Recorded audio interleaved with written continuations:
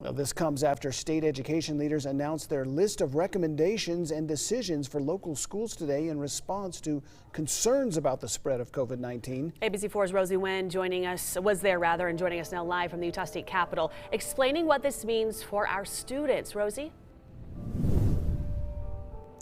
Rick, Emily, the University of Utah and Utah State University will move all of their classes online beginning next week for the rest of the semester. But education leaders say they won't be closing down schools K through 12 on a statewide level, leaving that decision up to each individual school district and their local health department.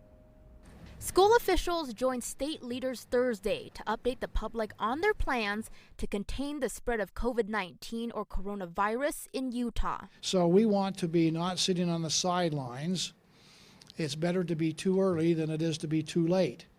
So we're taking a very proactive position here in the state of Utah to see if we can't get ahead of this issue so we can minimize the spread here in the state of Utah. Institutions such as the University of Utah and Utah State University made the difficult decision to move all classes online for the rest of the semester.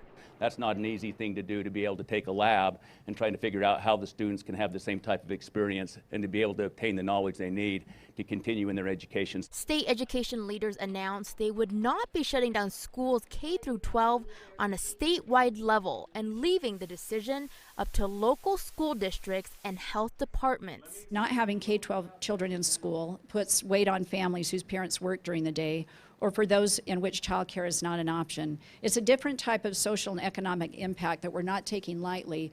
Dixon also made additional recommendations, such as canceling school-related travel outside the state for at least 2 weeks. Postponement or cancellation of mass gatherings, which can include school assemblies, activities, and athletic games and functions.